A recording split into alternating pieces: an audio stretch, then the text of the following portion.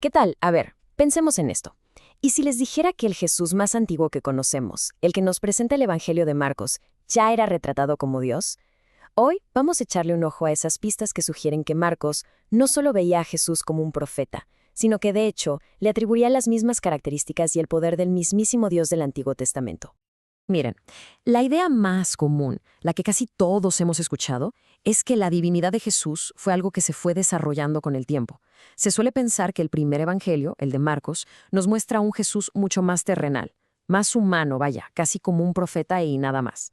Pero la propuesta que vamos a analizar hoy es que Marcos, de una forma muy sutil, pero súper intencionada, identifica a Jesús con Yahvé, el Dios de las Escrituras hebreas. La cosa es que las pistas no están ocultas, están ahí, a plena vista. Solo hay que saber conectar los puntos. Así que, vamos a ello. Ok. El primer tipo de evidencia son estos, llamémosles ecos de Yahvé, que suenan por todo el Evangelio. Son pasajes en Marcos que son un reflejo casi exacto de acciones y descripciones de Dios en el Antiguo Testamento. Empecemos con el primero, que aparece casi al inicio. A ver, Marcos arranca citando una profecía de Isaías que habla de preparar el camino para el Señor, para Yahvé. Pero ¿a quién se le aplica? A Jesús. Juan el Bautista es el que prepara el camino para Jesús. Con esto, desde el capítulo 1, Marcos ya nos pone a pensar.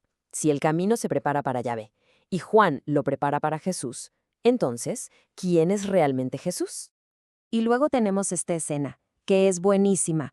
Jesús le dice a un paralítico, tus pecados te son perdonados.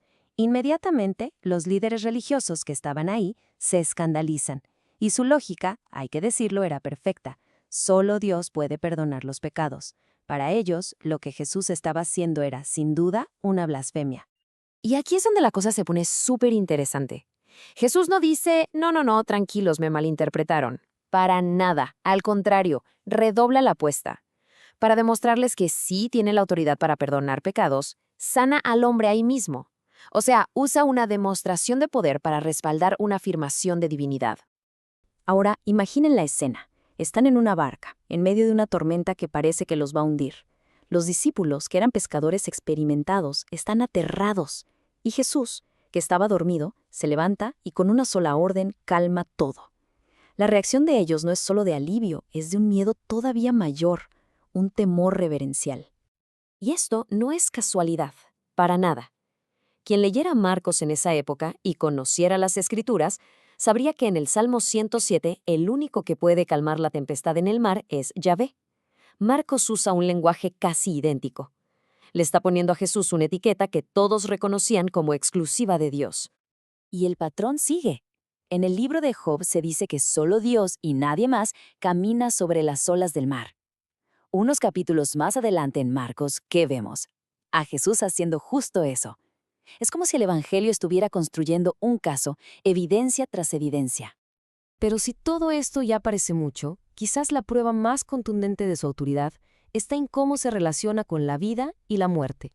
Y aquí, lo más importante no es solo qué hace, sino cómo lo hace, sobre todo si lo comparamos con los grandes profetas del Antiguo Testamento. Vamos a ser claros, hacer milagros espectaculares no era algo nuevo. En el Antiguo Testamento, profetas como Elías hicieron cosas increíbles, sanaron gente e incluso, sí, resucitaron muertos. Pero, y este es un pero gigante, hay una diferencia clave en el método. Y aquí está la clave de todo. Fíjense bien en cómo lo hizo Elías. Él clamó al Señor, le ruega a Yahvé. Su poder es un poder que viene de fuera, es un poder canalizado. Él funciona como un intermediario que le pide a Dios que sea Él quien actúe. Ahora, comparemos eso con la escena de Marcos 5. Jesús llega a la casa de Jairo, la niña acaba de morir, todo es llanto y lamento. Pero Jesús, a diferencia de Elías, no se arrodilla, no levanta las manos al cielo, no le pide nada a nadie. Y este es el punto central. La diferencia es abismal. Elías actúa como un conducto del poder divino. Jesús actúa como la fuente de ese poder. No pide permiso, no canaliza nada. Simplemente da una orden directa. Él mismo es la autoridad sobre la vida y la muerte. No es un intermediario, es el origen.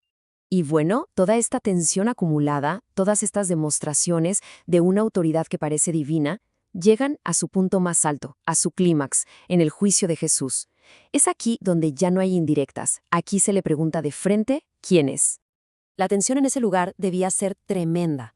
Después de varios testimonios falsos que no llevan a nada, el sumo sacerdote se harta y va directo a la pregunta del millón, la que todos querían hacer.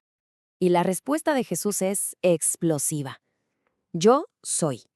En el contexto judío, esta frase tiene un eco potentísimo. Resuena con el nombre que Dios le da a Moisés en la zarza ardiente.